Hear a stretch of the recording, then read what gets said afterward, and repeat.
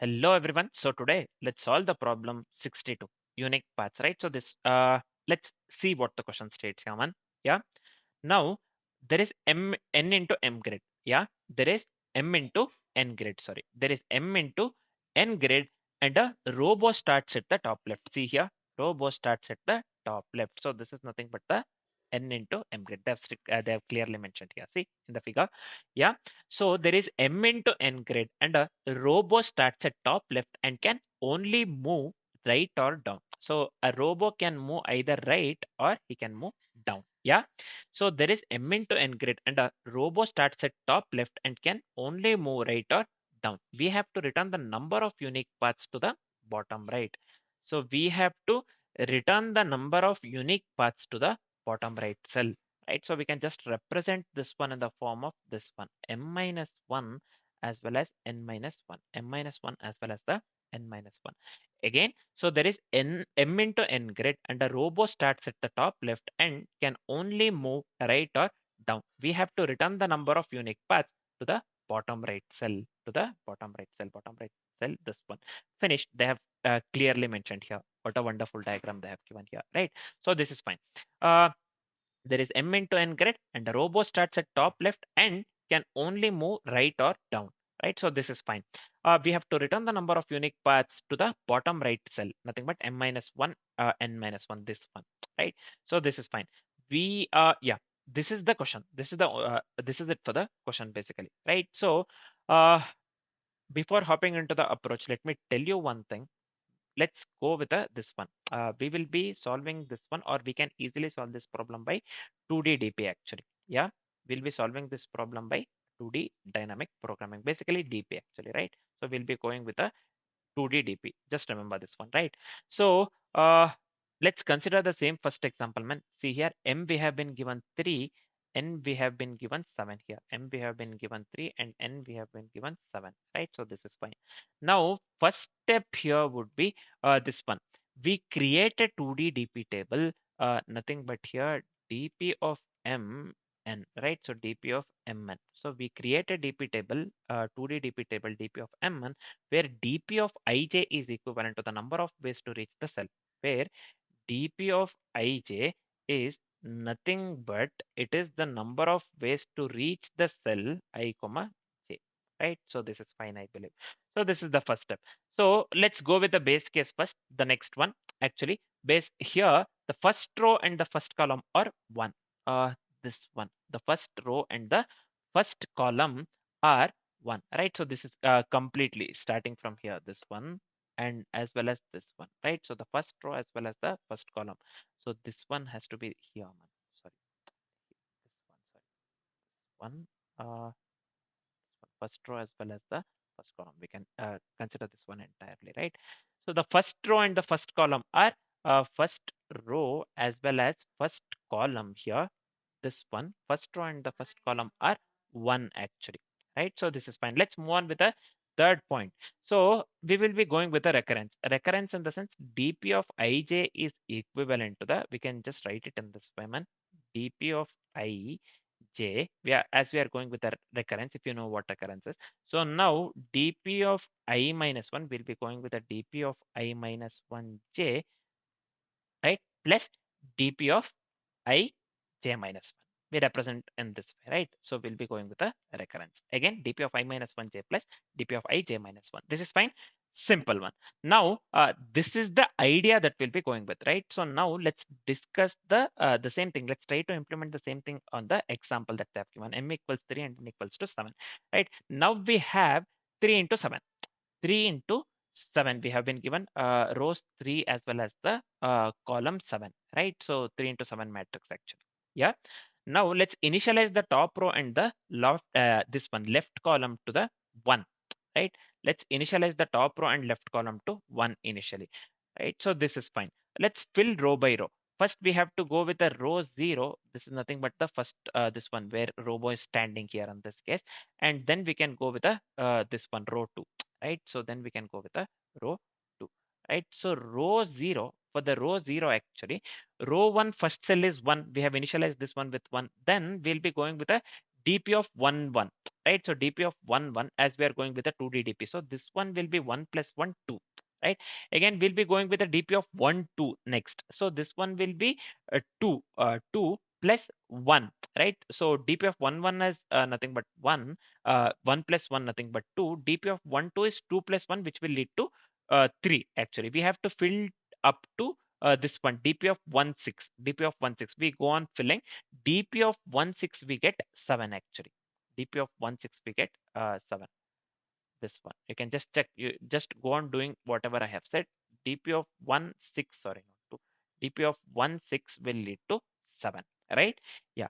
Now I have written here row 0, this one 7, dp of 1 6 basically. Row 2, so the same thing we will be doing, so we'll be starting with a dp of 2 0, which is equivalent to 1, dp of 2 1, which will be again 1 plus 2 3, dp of 2 2 will be 3 plus 3 6, and we have to go until dp of 2 6, right? dp of 2 6 until this one finish, right? So we have to go until dp of 2 6, because we'll be starting with a dp of 2 0, right? 0 index, so this is 0 index, we are going with a 2d dp, right? 2d dp, and this is 0 index, we have to go from dp of 2 0 to dp of 2 6, same thing, exact same thing, right? So what we did for the row 0, or this one, this row, right? So now the same step will be we'll move on with the same steps.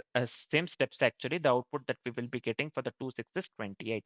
So this one, dp of 2 6, actually dp of 2 6 is, it is represented by dp of 2 6, we'll get 28, right? So row this one is row 2 actually, not row 1, so this is fine. 7 and 28 we got here, right? At the end dp of 2 6 we have got 28, right? So this one we will be returning as output. The output that we got here is 28, which is equivalent to the output that they have mentioned for the example 1 within the question. So our approach works absolutely correct in this case. As we are completely familiar with the approach, let's do one thing. Let's quickly discuss the complexities part. So what will be the time complexity? Time complexity would lead to big of m into n, and the space complexity would lead to big of m into n as well. So the time complexity here is big of m into n, because we will fill each of the m into n dp cells exactly once, right? So the time complexity would lead to big of m into n, and the space complexity would lead to big of m into n as well, because a 2D array of size m into n is used here. So overall space complexity would lead to big of m into n as well. The time complexity and the space complexity for the code that we'll be writing in the future would be big of m into n and big of m into n respectively. Now, as we are completely familiar with the approach and the complexities, we are good to write the code. Let's start writing the code. First, as I've said, let's create the DP table with the rows and m rows and n columns, right? So I'll just keep here. We'll be making use of the 2D DP, right? So as discussed, so this one will be new int of m as well as the n. Simple. Yep. The next step is we have to initialize the first column to 1 as per the discussion, as per the approach, right? So the same thing we discussed on the approach. Let me say this again. Listen to this. Let's initialize the first column to 1. Only way is moving down from start. So we can move either right or down as per the question criteria in the question, right? Let's do that. First, let's initialize the first column to 1, and only way uh, uh, to this one, only way is moving down from start actually. Let's move on with the iteration, man. Let's write the same thing in the form of code. Int I equals 0, I less than m, nothing but the row we are considering, right? I plus plus. So this is fine. So within this for loop, uh, there is only one path to any cell in the first column, right? So this one, I initially, let's go with a 0 here. Let's set this one to the 1. Easy peasy. Yeah. Now let's move on with the next step. We have to initialize the first row to 1, right? As per the discussion, only one way is moving right. So we have already went with the down one. This is for the down one itself, right? The same thing. We have to do that one for the right as well, right? So again, listen to this carefully. We have to initialize the first row to 1. Only one way is moving right from the start. So this one, for I equals to 0 in this one, instead of this one, we are dealing with a this one. What do we call? We have to initialize the first row to 1 actually. So we'll be going with a j instead of m, we'll be going with the n. So this has to be j plus plus. And instead of dp of I0, we will be going with a dp of 0j. So we have to initialize that one to 1 only one itself. So it will be, we have successfully initialized that one to one. Now let's come out of this one entirely. We are left with only one step, that is we have to fill the DP table using the recurrence step. We had discussed this one in the approach, so it will be very easy for us. Nothing but dp of ij equals dp of I minus 1 j plus dp of I j minus 1, if you remember. So that one I had stressed during the approach, right? Now let's do one thing. Let's iterate this one, rows from the rows starting from 1, and let's iterate columns starting from 1. Let's do these two things very quickly. So this one will be for int I equals 1, I less than m, I plus plus. Yeah, this is fine. One more for loop for j equals 1. So j less than n. So this has to be j plus plus. So within the for loop, what we have to do, we have successfully iterated rows and columns starting from 1.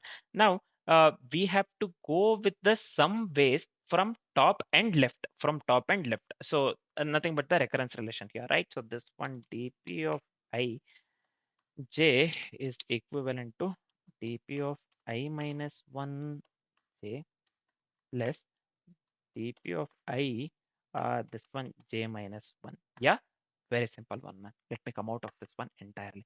Now let's, what is the answer? Basically, answer is the number of ways to reach the bottom right corner. So this will be at the last one, right? As per the question, or as per the approach that we discussed, the answer will be at the bottom right cell, the last one. So this is represented by m minus 1 and n minus 1. We know this one, right? So we did discuss this one in the question as well. So let's return this one, dp of m minus 1, n minus 1. Simple. Yeah, we are done with the code. Let me format the code once and let me hit the submit button directly. I'm hitting the submit button directly. I believe this works, man. Yeah, so we have there. Damn, man. I should have hit the run button. This is fine. Somewhere something I have done wrong. For cannot find the symbol, I have not mentioned int here. So let me hit the submit button directly. This works now. Yeah, you can clearly see here the sample test, I mean all the test cases are getting passed. So whatever the code that we have written works absolutely correct for all the test cases, right? So one more thing I wanted to mention here, so whenever we are giving the interview, suppose just try to ask as many questions as you want, right? So I'm just telling you. So the examples part are very important, man. See here, they have given the example one and example two here. They have mentioned the figures as well. Whenever the interviewer is giving you the this one examples, so he'll explain you the question. That's fine, right? Even when you are giving the OA, so you understand the question. That's fine. The example part is very important. They will be giving you the edge cases as well as the this one base case, right? So that will be in the form of examples itself. To understand question is fine. If you don't understand the examples that they are giving, ask them 100 times, right? It's not 100 times. Ask them how many times you want. It doesn't matter. Ask them n number of times. It's very important, basically, right? So understanding the this one edge cases, base cases is very important to write the code, right? If you cannot write the 100% right code, it is fine. If you cannot write the 100% right code, it is fine. Nobody expects you to write 100% correct code. It's completely fine if you are able to write. So that's what we aim to do, right?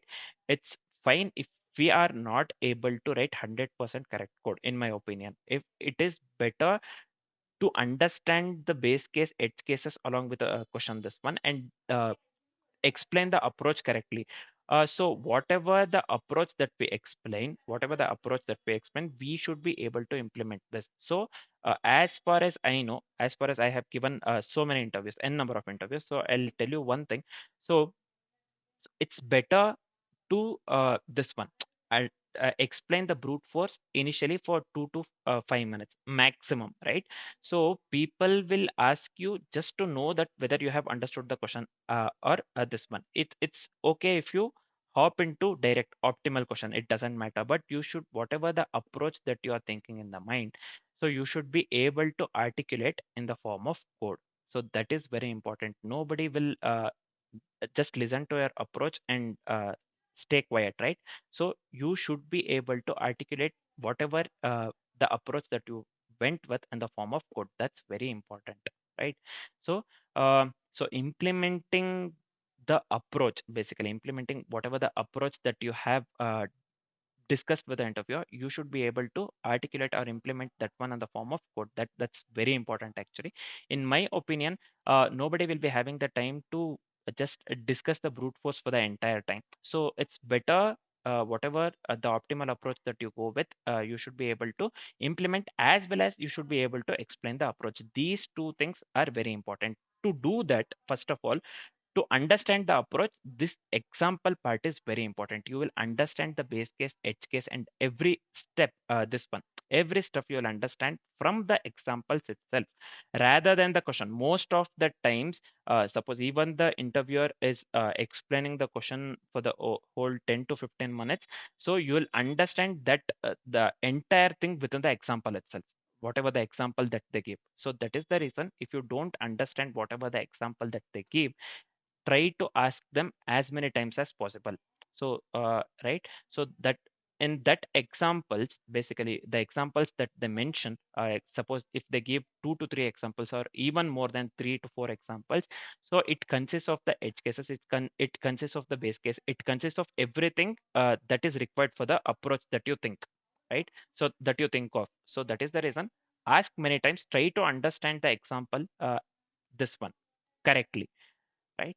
So this is fine, I believe. So that's what I wanted to this one discuss with you guys. This is fine. Now I hope the solution part is completely clear, man, along with this one, what do we call, approach and the complexities. For now, this is it. Thanks for watching, guys.